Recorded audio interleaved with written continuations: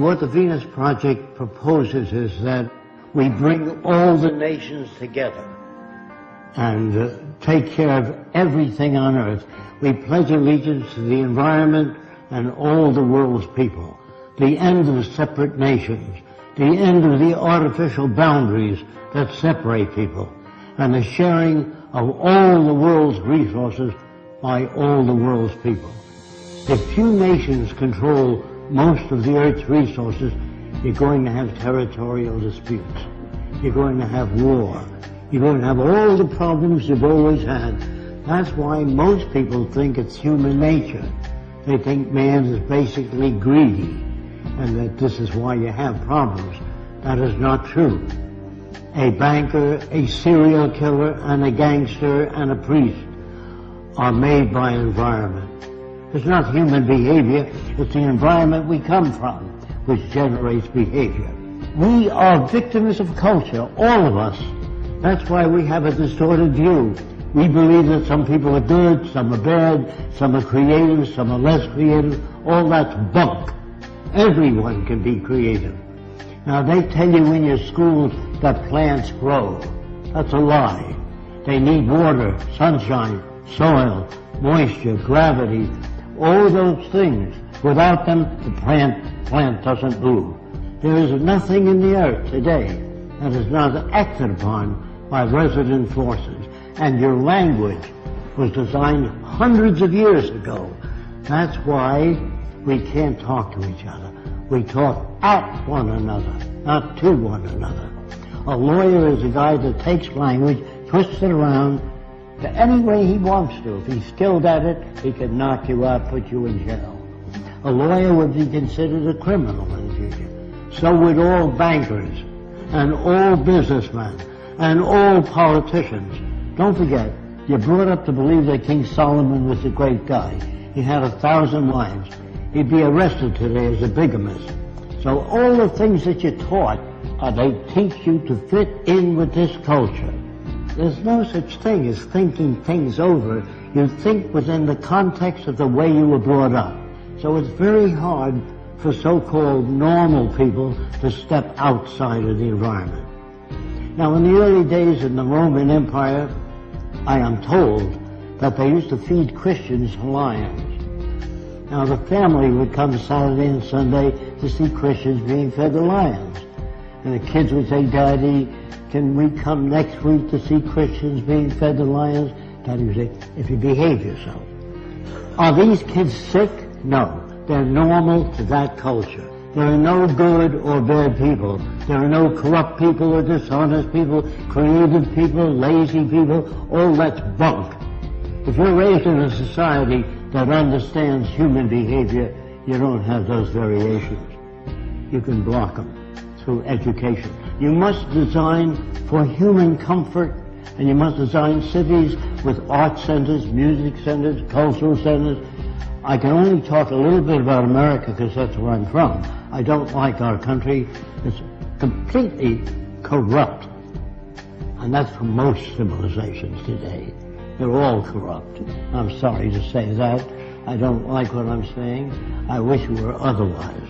We are brought up in a system called established. Established means it serves the interest of the lead group, the control group. What we really need is an emergent society. There are no great men, no great women. All people are creative, but they're not brought up to know what that means. So when they tell you that your government likes you, they're working for you, all that's bunk. So when I say people hardly know what they're talking about, because they're not brought up to be sane. They're brought up to fit in with the establishment. National loyalty is really a form of stupidity. All people need clean air, clean water, arable land, and a relevant education. That means no businessmen, no advertising, no investment bankers. I used to work for Ernst Udet, and I said, how did you shoot down 70 airplanes? And he said to me, I would fly above aerial combat and watch the rookies that couldn't handle the planes well and knock them off. Now, what kind of a person is that? He's a war hero, great man. They're bums and stupid people brought up by an arrogant society that doesn't give a shit about anyone else but the established institutions. Man, this includes me, cannot think or reason. When your car veers to the right, you don't kick it and beat it up. Either your tire pressure's uneven or something's wrong with the steering column. You try to understand. When children beat up other people and hurt other people like a bully, that's part of their conditioning, their associative memory, the system they live under, which doesn't correct that. Schools do not teach you much. They're mostly concerned with propaganda. Most schools don't teach you how to live, find meaning in your own life, how to disagree without getting angry.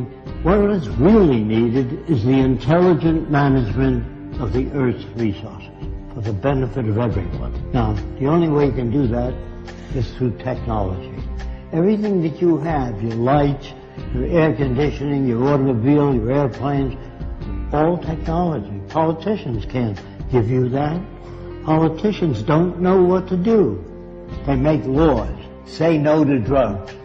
Well, that's not going to stop a person from selling drugs as long as there's money in it. But if you do away with the money system and build access centers where anyone can have access to the necessities of life without filling out a million forms or appealing to Fresco, it's all available to everyone. Go to your big department stores or your food stores, you'll see lots of stuff. We are now capable of producing in abundance. People say to me, I know two people from the same environment. One turned out to be a priest, the other a gangster. If environment is everything, how do you get those differences? You get those differences by playing with the youngest child, 4 years old, while the 7-year-old stiff. That's where jealousy comes from. It comes from poor manipulation of the variables. If you grade children in school, you hurt the other kids. I got an A, what did you get? F, failure. You know, all of us, by the way, are prostitutes in this system. If you sing and you sell toothpaste, you're a prostitute. If you get up and you say, I got just the house you're looking for, you're a prostitute for the establishment. So there's no good or bad people now. We're perfect reflections of the culture we live in. Again, I'm sorry about that. How can you pray to a God? How can you talk to God? They think, due to ego problems, that they're specially selected. The Jews are God's chosen people. The Germans are the master race. You know, all these little egocentric people think that they're put here to lead the world into a better direction. Galileo found seashells on the mountaintop. He took it to the Catholic Church, and he said, maybe the mountain was once under the water and was pushed up. And the church said, no, the devil put that stuff there to confuse you. So the world you live in is as full of shit as a Christmas turkey. And you're not about to talk to people and turn them around. You have to demonstrate it. So I don't say science is perfect, but it's closer to our problems than any other system. People really don't know what to do, so they put up a sign, thou shalt not steal, don't be dishonest. That doesn't change people. All money systems, as they begin to collapse and change, they move toward fascism. It's part of the history of civilization to move in that direction. The wealthy people try to protect what they have. I went to the South Seas when I was 21. Everybody on the island was nude, except when men climbed trees. They wore kind of a jockstrap to prevent their balls from being caught in the branches. So everybody walked around nude. And the interesting thing about it is I never saw a native stare at a girl's body, only her eyes. When you talk to a woman, you know, hey, get a load of that chick. That's what you get in civilization. You cover the girl. If people swam nude when they were this high, you couldn't sell pictures of a nude girl. Do you understand that? I get to know the natives so well, I watch them make love. And they stroke the whole female, the top of her head all the way down. They had no fetishes. There were no tit men, leg men, ass men. All that's made by culture. And if you don't use that kind of language around women, you can't become equal to one another. So you have to tell them how men think. That isn't how they think. That's how they're brought up. When guys poke each other, hey, get a load of that shit, you know.